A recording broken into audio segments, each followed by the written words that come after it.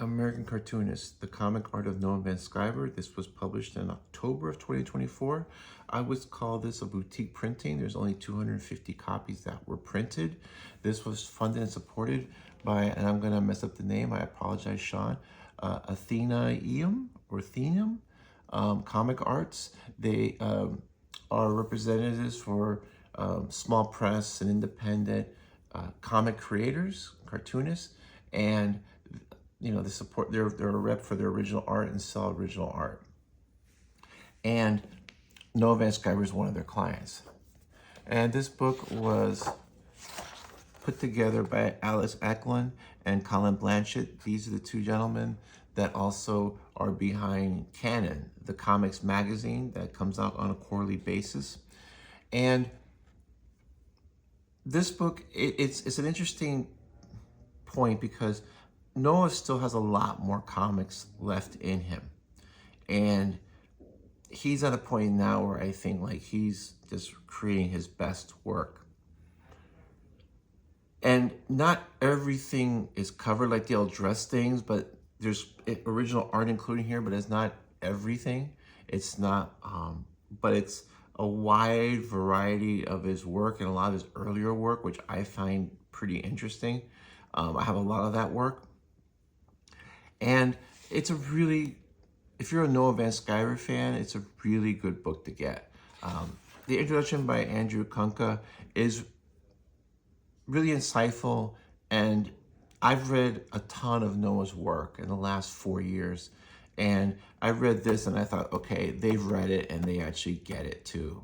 I mean, maybe it's just confirmation bias because I agree with what Andrew's points are, but I've read so much of Noah's work that I think, I'm not an expert, but I can probably opine about it quite a bit. And I thought the introduction was really well done. And I enjoy that it has these old pictures that I haven't seen of him when he was younger and he was starting out. This is just a good intro. And then it also has an interview with Colin Blanchett, who does the Loading the Canon. On Instagram, he's Loading the Canon. He does Loading the Canon YouTube channel. And it's a very good back and forth interview.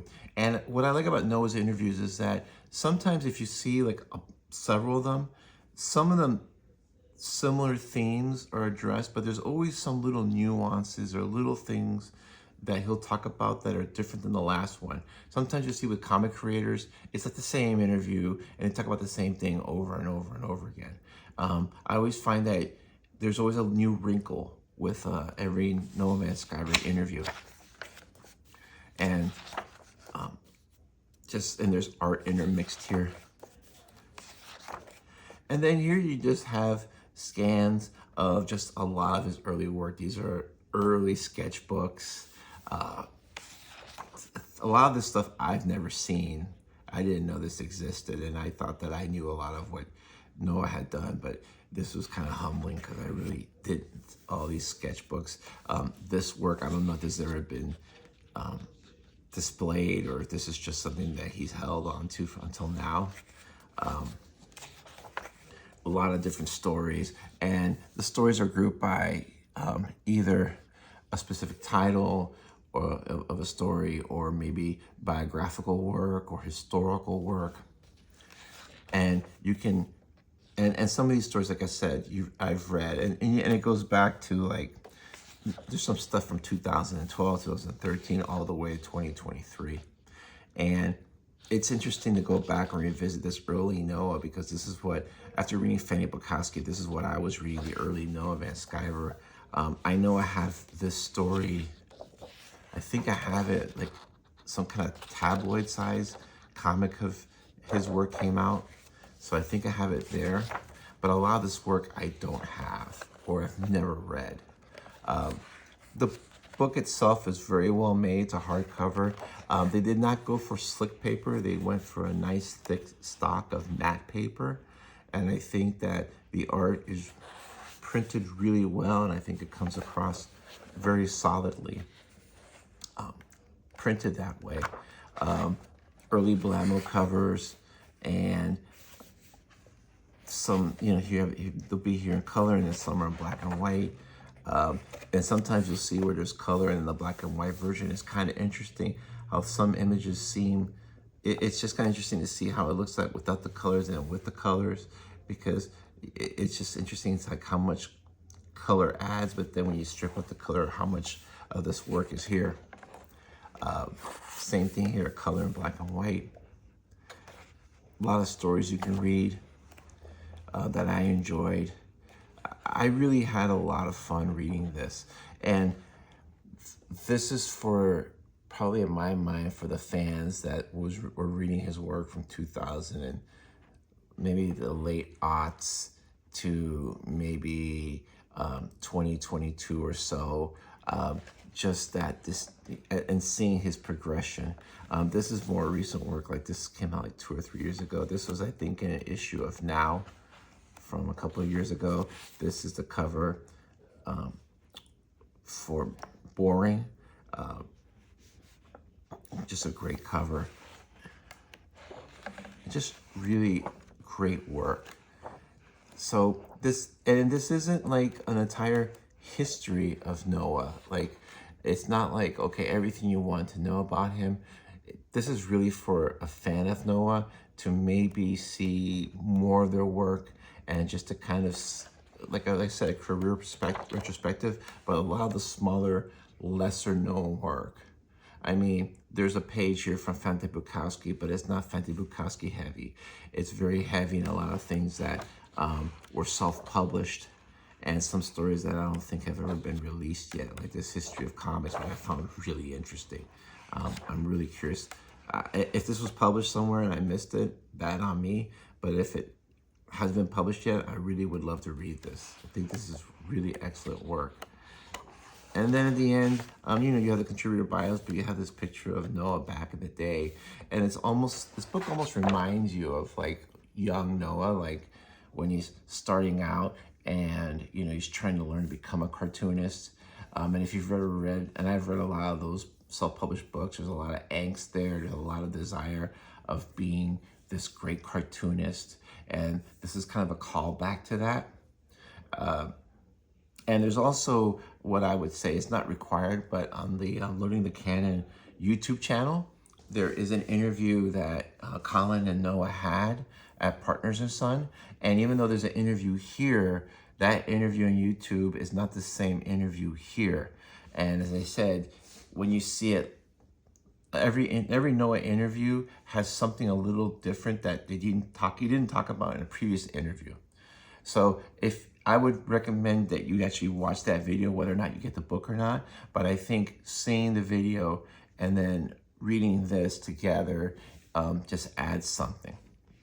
But as I said, Colin, has said that him and Alex had no idea how to put a book together. They kind of learned while they were doing this. But as I said, I think they did an outstanding job. I mean, the printing quality is excellent. The binding is great. The hardcover, nice and solid. As I said, the paper is not shiny, but I think it works better for this work instead of having to be shiny. The color reproductions are great. It's just a really well-made book. So I believe there are copies left on the Athenaeum, website. And I think maybe Partners and Son may have a couple of copies left. If you are a Noah Van Sciver fan, you definitely will want this book. From what I've been told, it's not going to be reprinted. And I just think this is kind of like a little bit of a love letter for a portion of Noah's earlier career. And it's just, if you're a fan, you're a fan. And I was reading this and I was just reminded of all those early comics that I started collecting in 2020 and 2021 and enjoying at the same time reading his 2021 work. And just kind of seeing, even though I wasn't there along the ride for that entire 2007 to 2022 run, I could see the progression. So this is definitely for the Noah fan.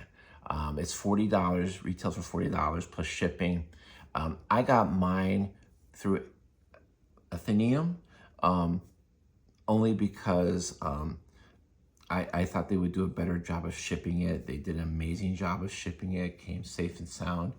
And that's all I can really say. I think it's a really interesting snapshot. It's not an entire career retrospective where it covers everything, but it's a good sampling of his earlier work. And that's the kind of work that I just find interesting, because it's when you read that early work, it's sort of like early REM albums, and I'm dating myself, but it's like early REM albums where you can hear that they have some hits and they have some good songs. You can see you can hear they're getting better. And then they come out with like Document, and then they start becoming like this major rock act. This is that early work is sort of like that, to where now, even though it didn't win the awards and all those BS awards, I thought the Joseph Smith book was one of the best graphic novels I've ever read, period, from anybody. I thought As a Cartoonist, which came out on the same day, was also a really amazing book and a love letter to cartoonists. You know, the fact that it didn't like get nominated for major awards, to me just shows how full of crap these awards are. Because, you know, Tom King can come out with some mediocre DC comic that's drawn by some superstar artist, and he gets the credit for it, and he'll win 2 or 3 Eisners every year.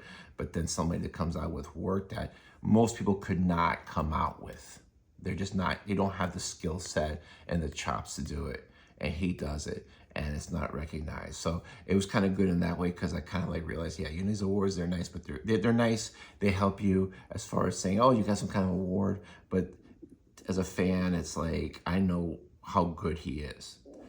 And so that's really my spiel. I'm glad I got this.